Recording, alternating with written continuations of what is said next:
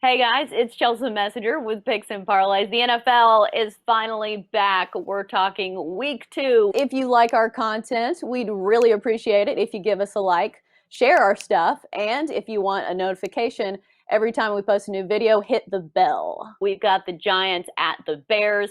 The Bears are favored in this one, -5.5. The total is 43. The Bears coming off a come from behind victory in week 1. Meanwhile, the Giants got beat by the Steelers, or as of taping, we've got 55 seconds left, I believe, and they're losing by 10. So I'm going to assume they lost. Nick from the Insiders Room is joining us to talk Giants and Bears. Nick, what jumps out to you? Well, before we get started, Chelsea, I just wanted to quickly say that I had a successful week 1 with my NFL picks that I gave out on the Picks and Parlay shows last week, both this recorded one and with Ali Burns during the live cap wagering show. I gave out both the Bills and Saints. And this week, I think that in this particular matchup, that the Bears are definitely worth a second look. As you pointed out, we're recording this during the Monday night game, and it does appear as if Pittsburgh is going to win this one. But yeah, I think that this, from a situational standpoint, I think it sets up great for Chicago.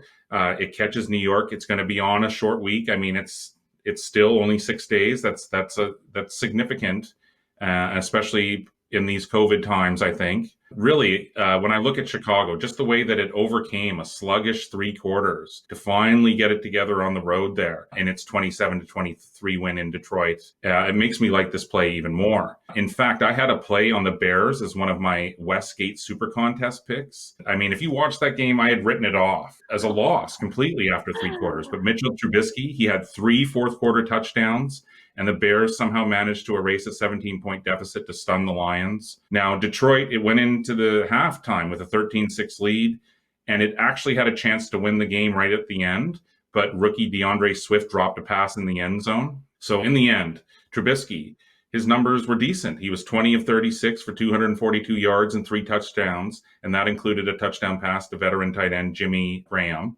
And also Adrian Peterson. He looked sharp in the Bears debut, I thought. He had 93 yards on 14 carries. And the Giants, I mean, I don't have the stats for the Monday night game that they just played.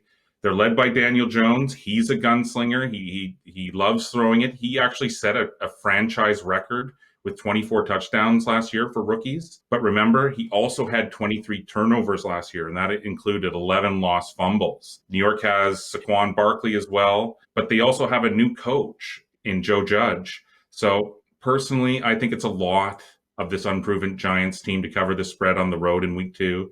These teams haven't played against each other since 2016, and the Steelers won 24-14 then. And so for me, I think a similar or even bigger blowout is in the cards in week 2. So for me, that's my play in this one. I like the Bears, Chelsa, -5.5.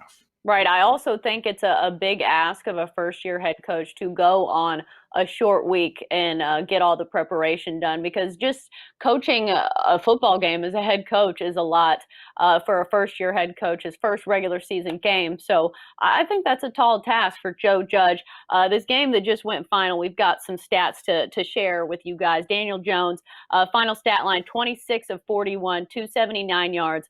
2 touchdowns, but also 2 interceptions. As you mentioned, the giveaways are the problem when it comes to Daniel Jones. I think last year, the fumbles were the most concerning stat, and it almost looked like that he wasn't quite ready for the NFL. He didn't get hit quite as hard in college, and sometimes he would cough up the ball in that regard. But something also that stood out, Saquon Barkley only had 6 yards of rushing, which if you had any player prop on him, I would assume you lost.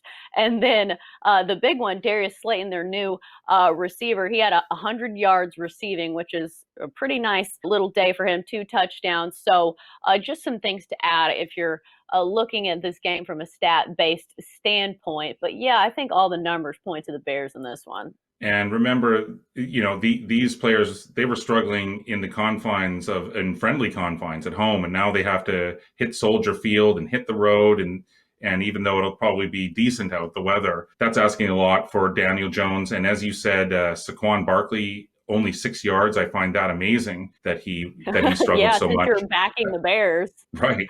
Yeah, I think that the Bears is the sharp call here. They came out flat to begin with, but that that can be excused, and because of the no time in the preseason to play and the way that they came together at the end there, I just think that they're going to come out with a lot of confidence, and they could go up early and then never look back.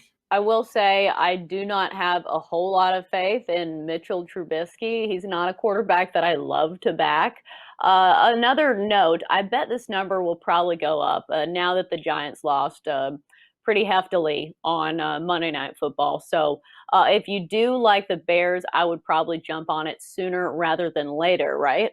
Absolutely great call. I'm sure that most people will be thinking along the same lines as what I'm thinking. So yeah, the sooner the better. Absolutely. All right, well, that's going to do it for our NFL talk here on Picks and Parlays. Thanks for joining us, Nick. Great stuff, as always.